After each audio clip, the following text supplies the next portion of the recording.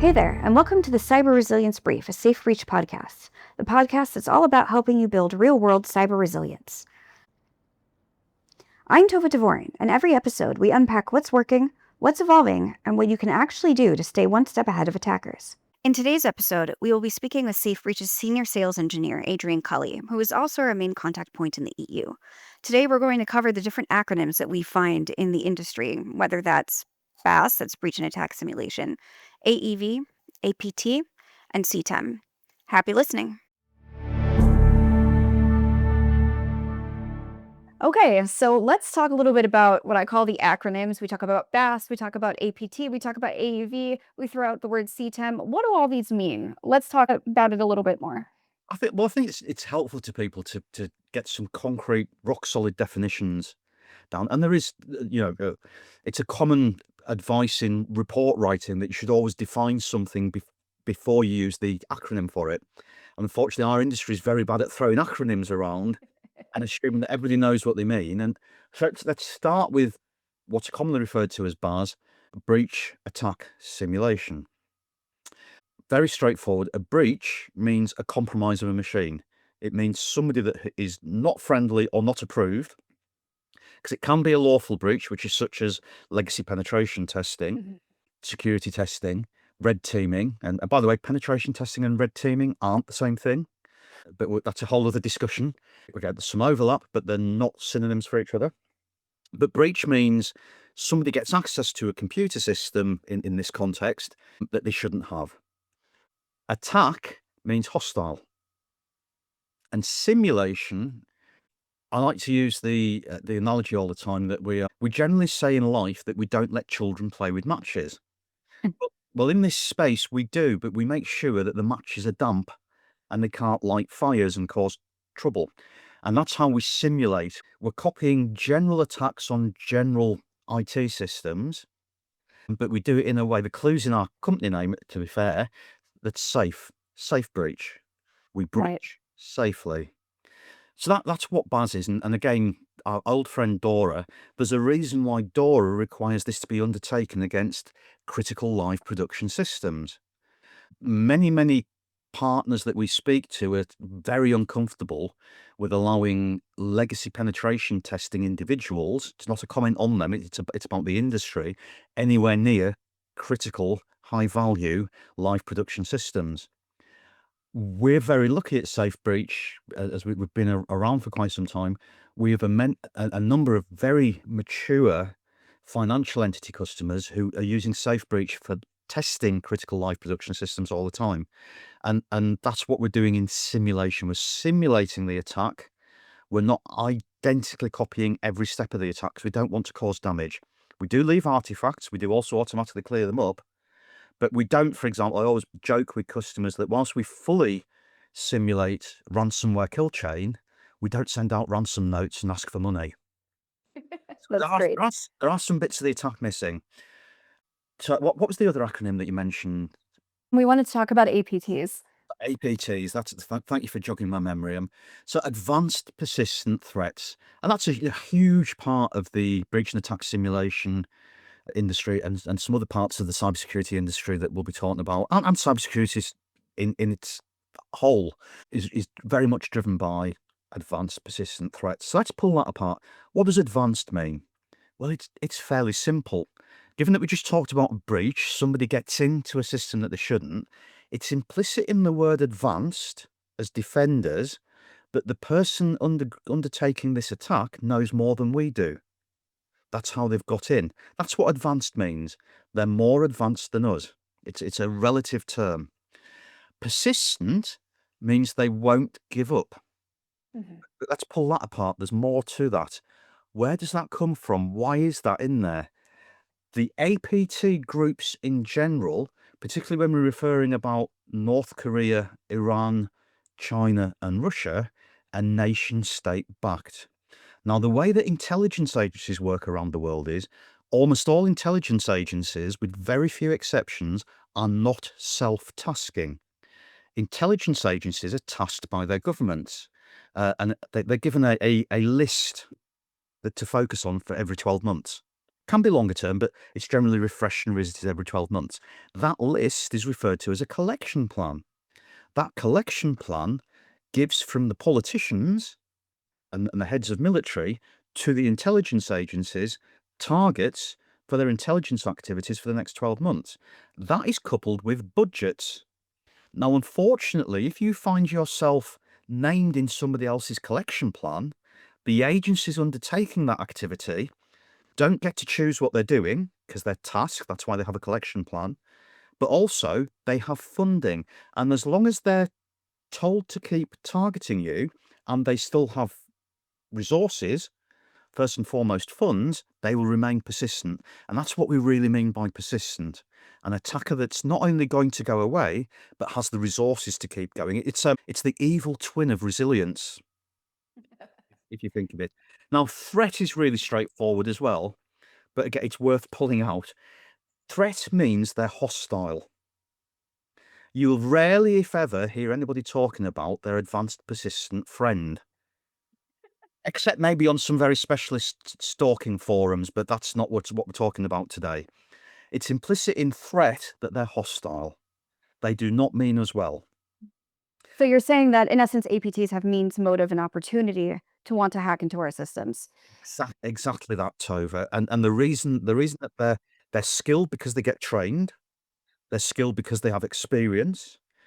Their training is and their entire teams, their training is very exacting.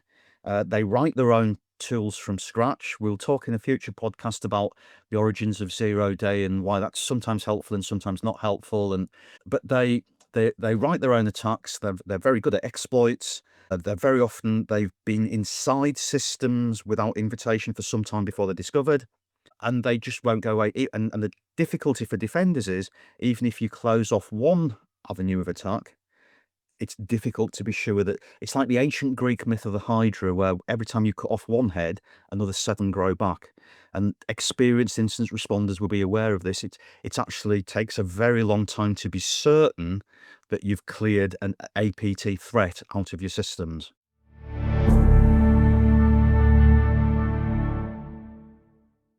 Dwell time, we've mentioned before, is the length of time between breach and exposure, breach and discovery. It's not trivial and not for the faint-hearted. And it's why attackers are very often successful.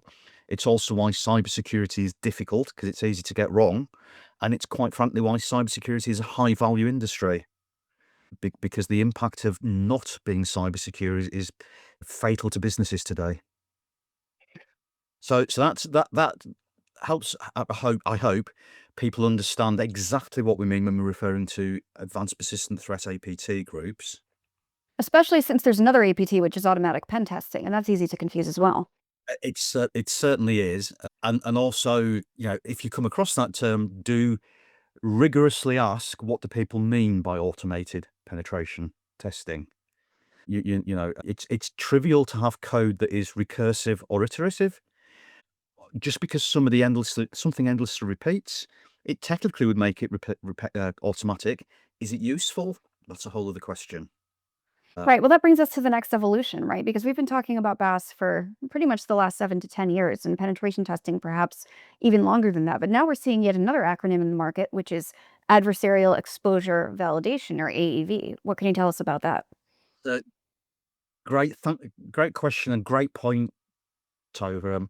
AEV often gets misquoted as adversary emulation validation. It isn't. It's adversary exposure validation. We'll come back to simulation and emulation in a little while. But adversary emulation, adversary exposure, I'm doing it myself here.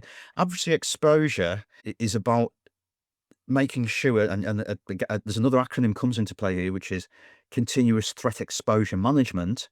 They're two sides of the same coin. It's about trying to be intelligence driven in what we're doing. A great example of this is the European Central Bank, the ECB's Tova framework for penetration testing. Tova framework, I know we're drowning in acronyms here, but the Tova framework is the threat intelligence based ethical red teaming, TIBER, threat intelligence based ethical red teaming. And the whole point of that is to be trying to unpick and uncover adversary exposure by making sure that your actions are based upon threat intelligence. And why do we want to do that? Well, because the holy grail of that is our threat intelligence is the latest indicators of compromise, IOCs, tactics, techniques, and procedures, TTPs, and the cutting, bleeding edge of that, which is what we aim to deliver under service level agreement within 24 hours of a actionable advisory, is actually attack code, the actual script and or binaries to fully unpick and test our assets against what an adversary would be attacking. And we're trying. Why are we doing that? Well, we're trying to. It's basically another way of saying hack yourself. We're trying to expose our weaknesses before an attacker does. So exposure sort of has a double meaning. It's partly finding things that are exposed, but it's partly as well seeking to uncover those exposures for ourselves before anybody else does. If you think of adversary exposure validation as being a twin, a cousin of continuous threat exposure management, they're intimately connected, very closely connected, but not identically the same thing. But that then loops me back around nicely to two terms that are often conflated and confused, which is simulation and emulation. Now, unlike continuous and automatic, which aren't congruent and can occur together but are different things, simulation and emulation are actually closely connected, a bit like AEV and CTEM. And emulation is a subset of simulation. So the analogy I like to use all the time is for anybody who's ever seen the Rocky movies or has had any exposure to boxing whatsoever, simulation is like the general gym training for a prize-fighter boxer. Their coach, their trainer, the tools in the gym, the punch bag, their skip rope, they're going out running, all the things that you've seen in the movie Rocky. That's general fitness and that's simulation. They're making sure that they're as match ready as possible for their next fight and for fights in general. Emulation, however, is like a sparring partner. It's a subset of simulation. And rather than doing that generic exercise and training and coaching and philosophy, emulation is the sparring partner that's not secret in boxing, but it's often overlooked. Professional prize fight boxers, their teams seek out other boxers who are very close in ability and skill to the next opponent for them to train and fight against, so that they're emulating their opponent. They don't have the luxury of fighting the real opponent in the ring, so they seek out another very highly skilled boxer that's as close as possible. That's adversary emulation, attack emulation. So it's a subset of simulation. When we're simulating attacks, we're looking at broad things.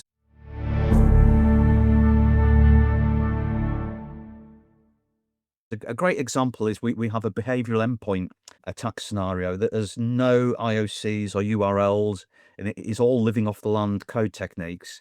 It's a uber hyper hacking masterclass that's very, very successful because you can't block easily raw code. I mentioned earlier it's all dual use.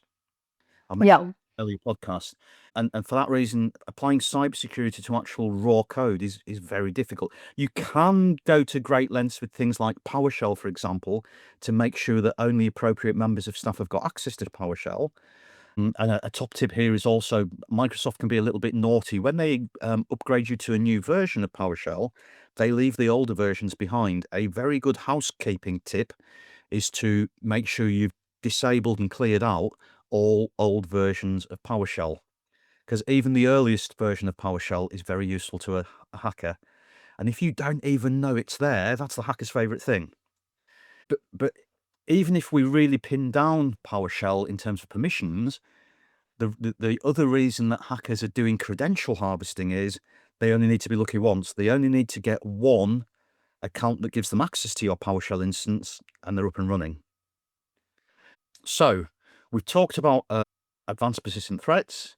We've talked about adversary exposure validation. All these things are interconnected. We've talked about continuous threat exposure management.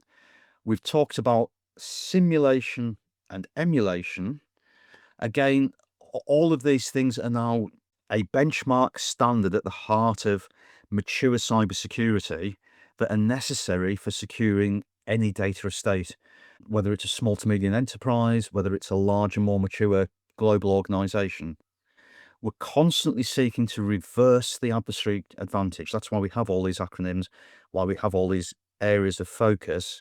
I mean, it is possible. We do achieve it on a day-to-day basis, but it requires heavy lifting, it requires hard work, it requires skilled staff across the board, not only red teams, blue teams, and purple teams, but we need to be using, the attackers are now harnessing AI. We need to be harnessing AI to do as much heavy lifting on our behalf as possible. Attackers never sleep. Certainly their AI attack modules never sleep. Therefore, our response now has to be 24/7, 365. That needs to be coupled with, as we've previously discussed, zero trust in zero trust. And we're effectively validating everything as far as we can. We have a number of customers, partners, it's very interesting, use our platform for their larger companies who are doing mergers and acquisitions. They use our platform for doing a health check on IT assets that they've bought in a merger. Interesting. It's a very, very interesting use case as to, great, you're growing your business in the marketplace, but if you approach this from a risk management, risk appetite, risk mitigation aspect, and back to the exposure word, when you buy that other company and connect your systems, what are you exposing yourself to? And a great way of approaching that is validate. Trust but validate. Trust but validate.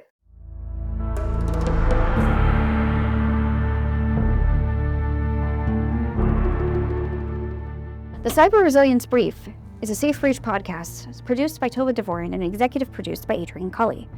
Sound design provided by Adobe Podcasts. Distribution provided by Podbean, and extra support and love from the Safe Breach team. For more information on how adversarial exposure validation through Safe Breach can protect you and your business, no matter where you reside or what industry you're in, please visit us at www.safebreach.com. In today's episode, we speak with Safe Breach's senior sales engineer, Adrian Culley, who is also our main contact point in the EU, about the different acronyms that we find in our industry, whether that's AEV, BAS, APT, CTEM, all the different terminology you might have heard thrown around. We're going to untangle the myths, clarify some things, and laugh a little along the way. Happy listening.